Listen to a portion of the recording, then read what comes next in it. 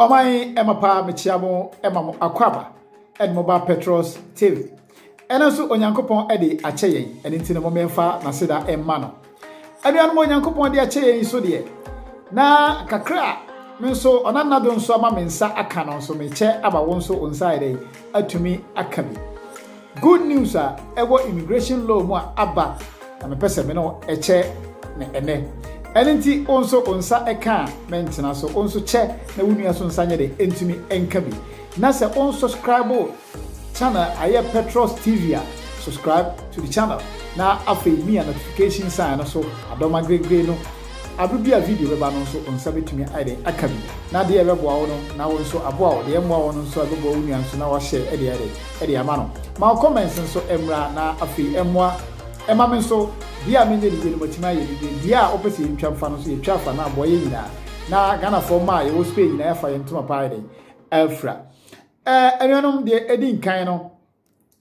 eye immigration law yi start every eye ministry eye for inclusion social security and immigration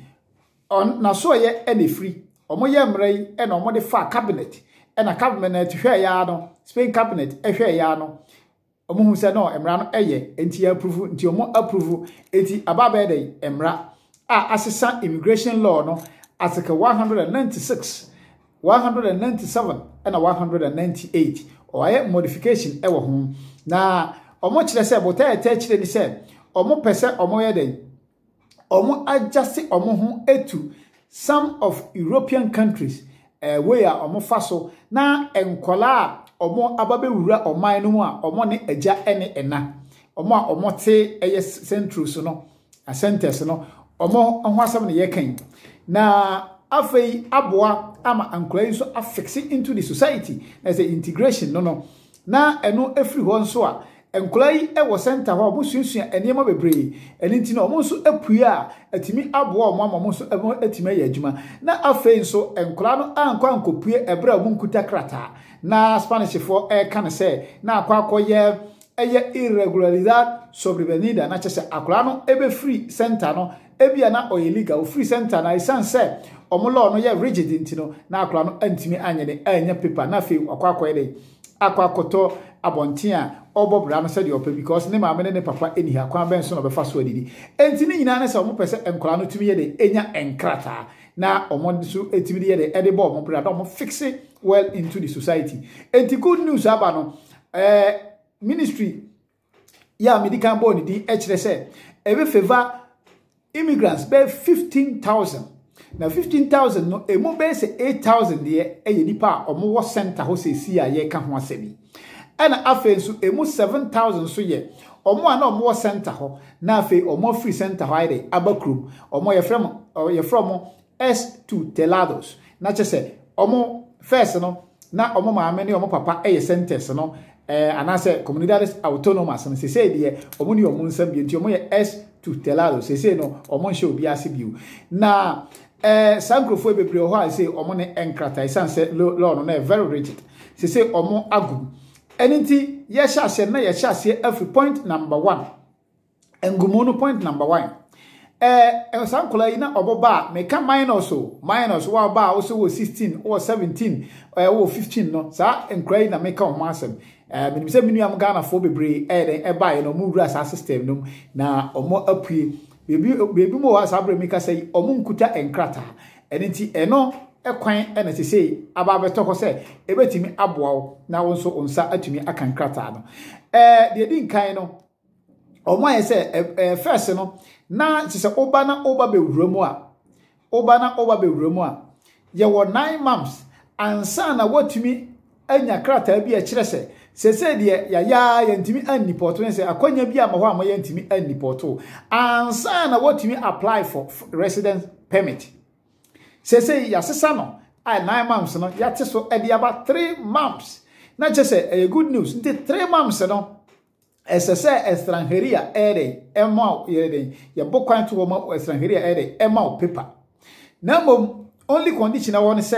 say kokoba se o condition na se ye deport wa saa krata na de ama no ye besa age na ye deporto enti deportation ne de onye den won escape na mom de oye ne se ye ma krata no se de be ya se dwuma ne egu ho a wanya 16 years a obetumi adi eni se ye bo ho ya abilitate no nso se wo a ubenya 16 years no sa paper na de be ma no obetumi de ade aye adwuma na ofiri ho so duru 18 years obetumi ade aye adwuma ana afen so sa residence permit initial one no na nka ye 1 year na ye de ma so say o mo extend na ye 2 years say me kan 2 years no so e de ma no ya san abilitate ni say for 16 years ko kan utimi de ye de ye adwuma na say very good news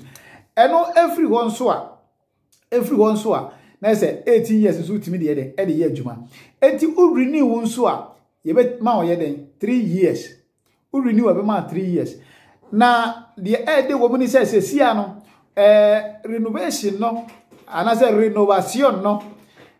omode ensachira ya bam say ebema ye hia eniema mu eden emfiri wo nchen because aban chire mo chese first eniema na na yebisa na enye realistic na chese nipa na yebisa no ye nimsa ade we ontimi nya kan enso yebisa no first no na ye ka se ansa na betima renew sa paper no ese se unya iprem no enenti first no na yebisa se ese unya iprem ene ye conditions no baako na iprem no sika ese unya wo because na omo bisa se ese unya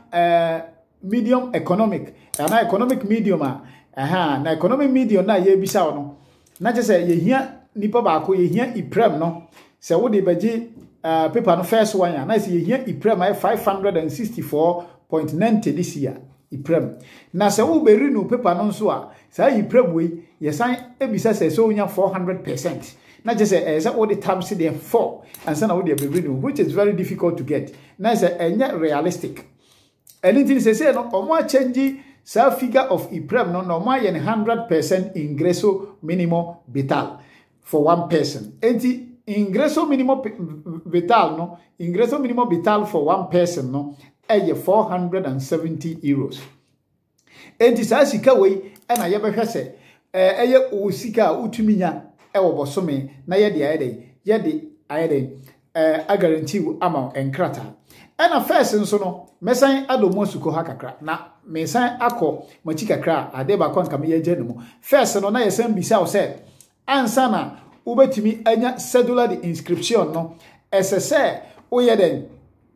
uko edi paper certificado notarial na se uko notario ekokoje nkrata bi ewo ho se sankrata ni nyina ye yefu se de nya so beko notario bi na mom enkrata no ba bi center na wo na betima informal ye de be ma won na che se be substitute sa notario dio no eno so very good news because center wo de ye de ma wa just flash na notario no eba musa na de na se problem kese ba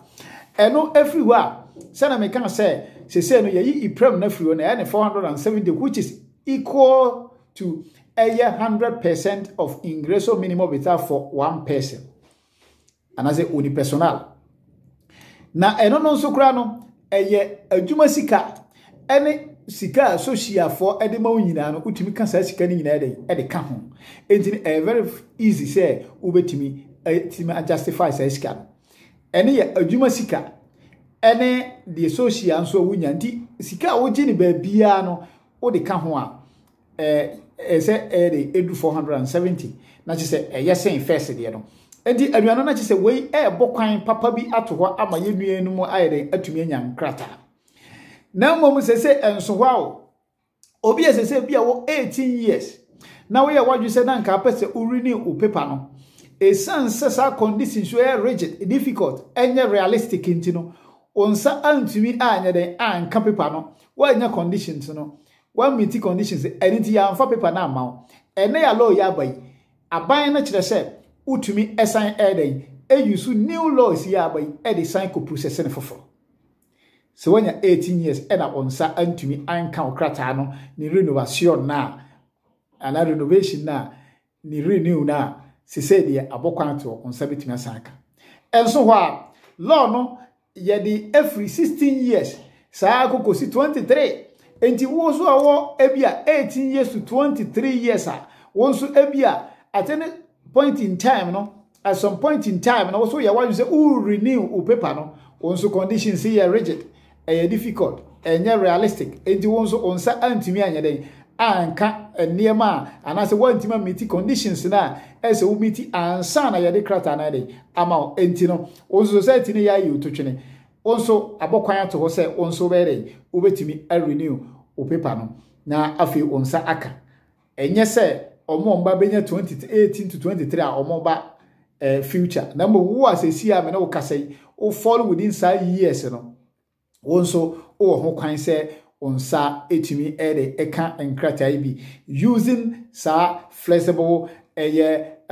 conditions ya omo abai ebi enti aduano na chese omo botaye ta chire nyina se sa enkola we no